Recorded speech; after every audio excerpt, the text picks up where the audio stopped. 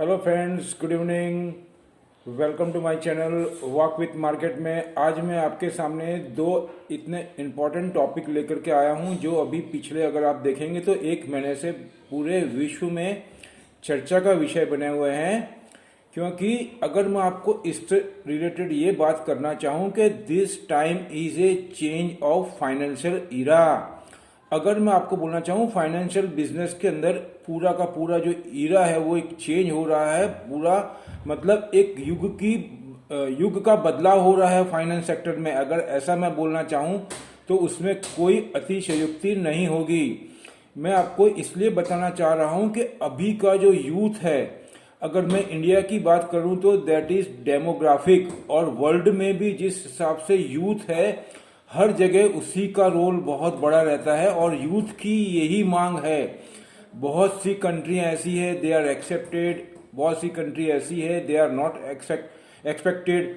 तो उनमें क्या है कि दे आर नॉट एक्सेप्ट। तो मैं आपको ये बताना चाहता हूँ कि जिस हिसाब से अभी हमारे जो अपने जो रिजर्व बैंक के गवर्नर मिस्टर शक्तिकांत दास जी ने कुछ ही टाइम पहले ये डिक्लेयर किया था, इंडिया ही is also focus on digitalise, मतलब बोलना चाहिए करेंसी, डिजिटल करेंसी के ऊपर फोकस कर रही है।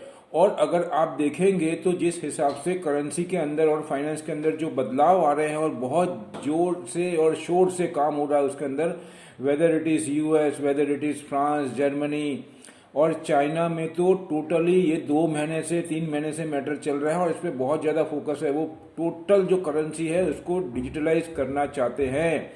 अगर मैं आपको एक छोटा सा उदाहरण देना चाहूँ, जैसे कि अगर हम जो हमारी ये फिजिकल करेंसी है जिसको बोलते हैं हम जो नोट से या पैसे से रुपये से जो ट्रांजैक्शन करते हैं उसके पीछे गवर्नमेंट का ह्यूज ह्यूज एक्सपेंस हो रहा है।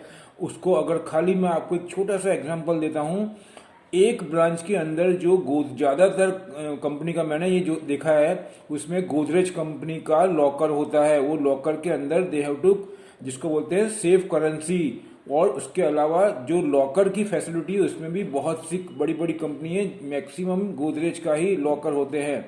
तो इसका एक एक लॉकर का जो इन्वेस्टमेंट होता है या जो एक्सपेंस होता है वो लैक्स ऑफ रुपीस में होता है।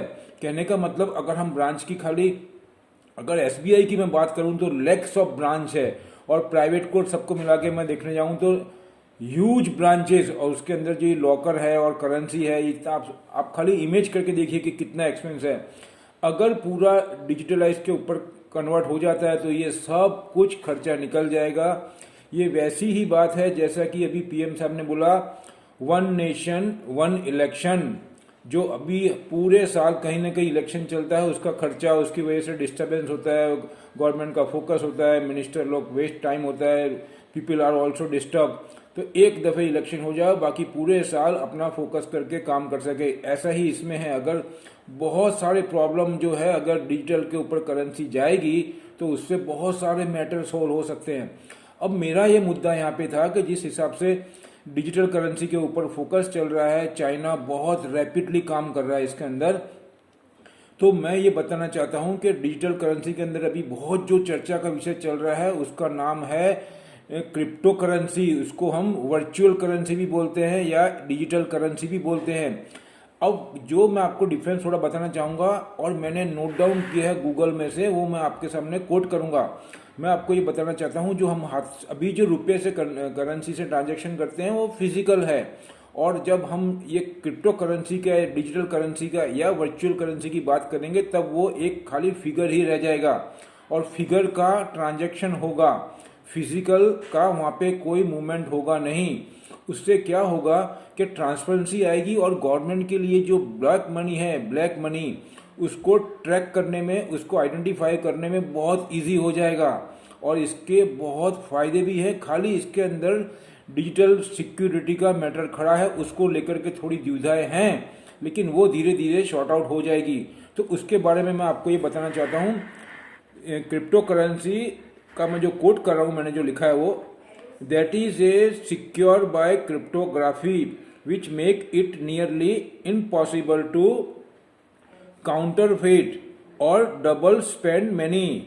फिर crypto currency are decentralize network based on blockchain. अब ब्लॉकचेन का मैं आपको बताना चाहूँगा, इसमें उसका थोड़ा बताता हूँ, पहले ये बता देता हूँ। Blockchain technology a distributed ledger deforce by a disparate network of computers. अब इसमें इसके क्या क्या वीक पॉइंट है वो मैं बताना चाहता हूँ, वो भी मैंने कोट किया है, जो मैंने मेंशन किया अंदर गूगल में से। They do not have a regulation system. In fact crypto currency are not made ए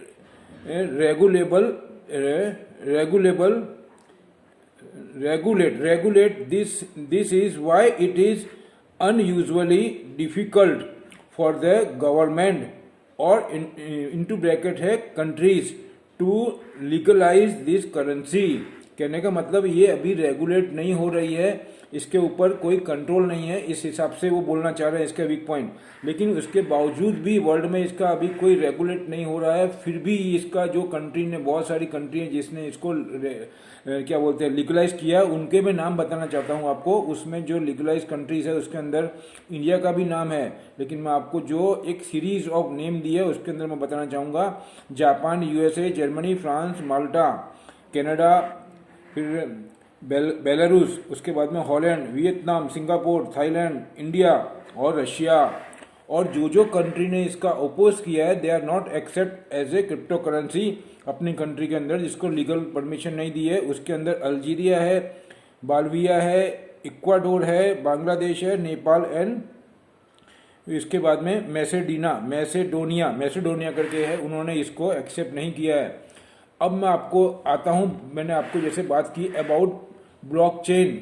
अब ब्लॉकचेन में क्या है, ये ब्लॉकचेन, इसके अंदर ब्लॉकचेन का बहुत यूटिलाइज है।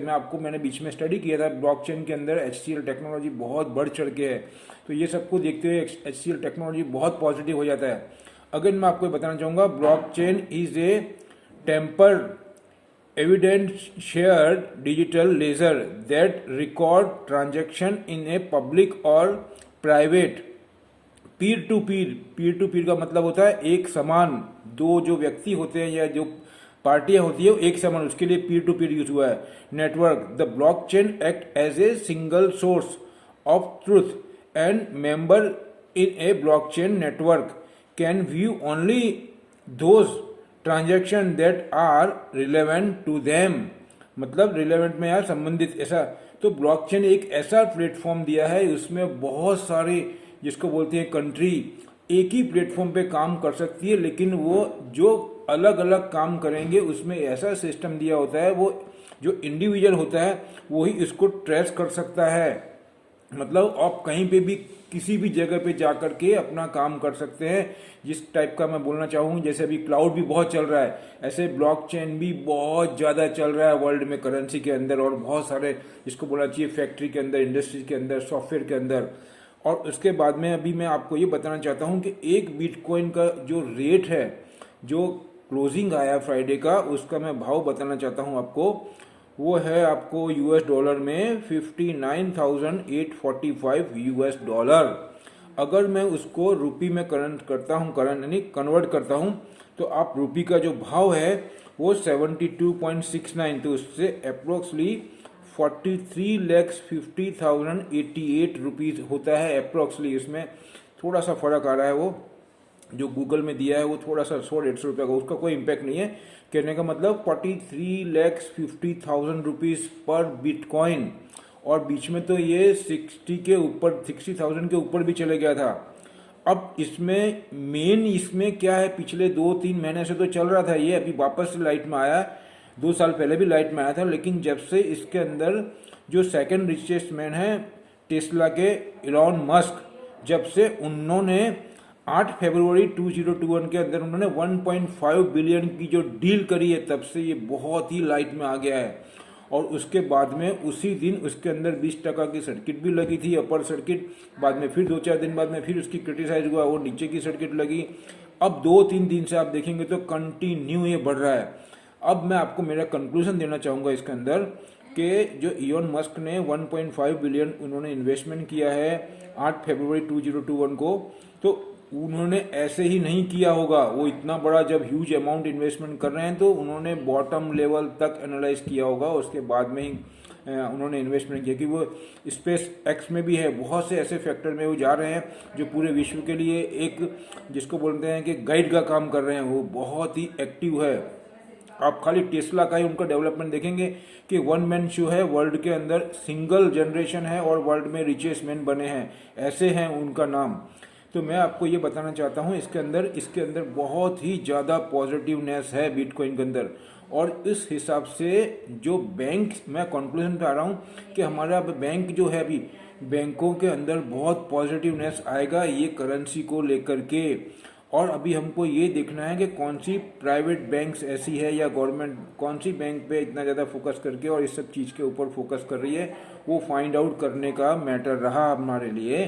तो वो बहुत ही पॉजिटिव है और आने वाले टाइम में यही सब होने वाला है। इसमें देर ब देर हो सकती है लेकिन होगा ज़रूर। और हमारे दो पीएम साहब ने और जिसको बोलना चाहिए reserve bank governor Shaktikanta Das ji ने हिंट भी दे दिया है। थोड़ा टाइम लगेगा इंडिया में तो, लेकिन बहुत जगह पे हो गया। सिंगापुर में इसका डिस्कस चल रहा है, जर्मनी में, अब इसमें चाइना में बहुत फास्ट काम हो रहा है। तो कहने का मतलब है फाइनेंस सेक्टर में एक नया ईरा की युग की शुरुआत हो गई, ऐसा मैं बोल रहा हूँ। और आने वाला टाइम यही है। तो कहने का मतलब फाइनेंस सेक्टर पूरा बैंक इसको देखते हुए हमको फाइंड आउट करना पड़ेगा कि कौन कौन से प्राइवेट बैंक का रुझान ज़्यादा है, किसी ने अभी कौन कौन सी बैंक है जो इसके ऊपर काम कर रही है, किसका ज़्यादा जिसको बोलना चाहिए फोकस है, वो देख करके निकालना रहेगा, उसको हम लीड कर सकते हैं। मैं ऐसा बोलना चाहता हूँ।